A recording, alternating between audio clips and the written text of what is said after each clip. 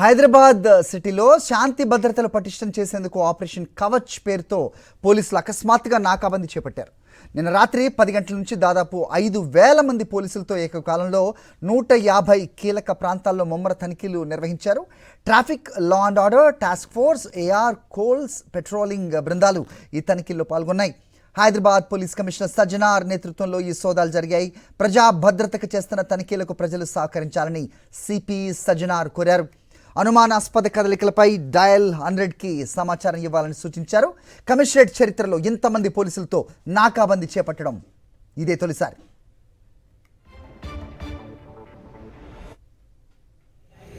సంశయాస్పద వ్యక్తుల్ని, సంశయాస్పద వెహికల్స్ని, అదేవిధంగా డ్రగ్స్ కోసము దొంగతనం చేసిన వెహికల్స్, నంబర్ ప్లేట్ లేని వెహికల్స్ని, అదేవిధంగా వేరే వేరే ఇల్లీగల్ యాక్టివిటీస్లో ఇన్వాల్వ్ అయ్యే పర్సన్స్ కూడా చెక్ చేయడానికి ఒక ఆపరేషన్ కవచ్ని మనము ప్లాన్ చేయడం జరిగింది.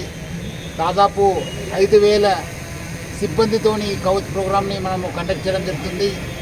రాత్రి 10:30 గంటల నుంచి ఉదయం 12:30 గంటల దాకా ఆల్మోస్ట్ తెల్లారుజామున దాకా మనము ఈ వెహికల్ చెకింగ్ చేయడము, తర్వాత కొన్ని ఏరియాస్లో ఫుడ్ పెట్రోలింగ్ చేసి ఆ ఏరియాని డామినేట్ చేయడం జరుగుతుంది. రైట్, ఇదే అంశానికి సంబంధించి మా కరెస్పాండెంట్ సుష్మిత మరిన్ని అప్డేట్స్ ఇస్తారు. సుష్మిత, చెప్పండి. గత కొంతకాలంగా చూస్తున్నాం మనం సజ్జనార్ ఛార్జ్ తీసుకున్నప్పటి నుంచి కూడా చాలా ప్రయోగాత్మకంగా కూడా ఆయన చేస్తూ ఉంటారు. అది మనకి ఎప్పటి నుంచో తెలిసిందే. ఆయన రావడంతో ఇక్కడ మందుబాబుల మీద ఉక్కుపాదమే అని చెప్పాలి. వాళ్ళని కమ్యూనిటీ సర్వీసెస్లో ఎంగేజ్ చేయడం కానీ, అలాగే రౌడీ షీటర్స్తో వాళ్ళ ఇంటికి వెళ్ళి మాట్లాడి వాళ్ళ పద్ధతులు మార్చుకోమని చెప్పడం కానీ, ప్రస్తుతం అకస్మాత్తుగా 5,000 మందితో నాకాబందీ never before in Hyderabad history అని చెప్పొచ్చు. సో ఏంటి అంటే ఆయనతో మాట్లాడే విధానం జరిగిందా? సో ఎలాంటి కార్యాచరణతో ఆయన ముందుకు వెళ్తూ ఉన్నారు? ఏంటి అంటే సేఫ్ హైదరాబాదే లక్ష్యం అని చెప్తున్నారు. ఏంటి మీ దగ్గర ఇన్పుట్స్?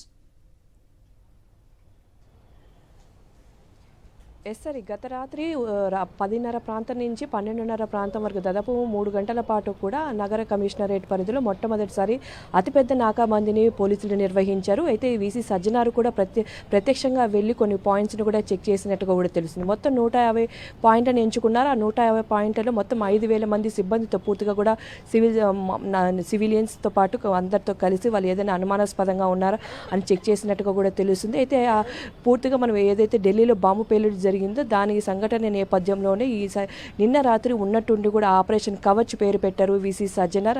పెట్టిన అనంతరం పూర్తిగా 5,000 మంది పోలీసులందరూ కూడా ఇందులో పాల్గొన్నారు.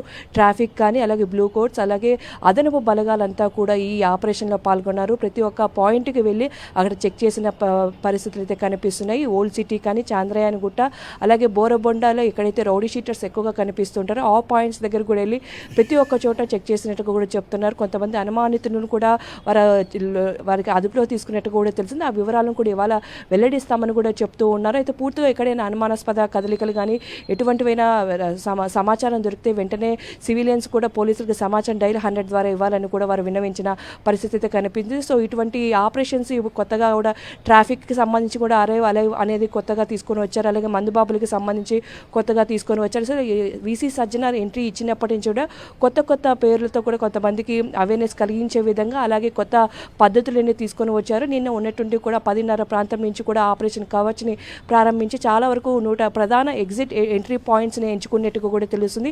చాలా ఒక్కసారి కూడా చెక్ చేయాలి, ఎందుకంటే డిసెంబర్ 6వ తేదీ ప్రధానంగా కనిపించడంతో నిన్నటి ఉద్దేశాన్ని బట్టి ఇవాళ చెక్ చేసినట్టు కూడా తెలుస్తుంది. హరి.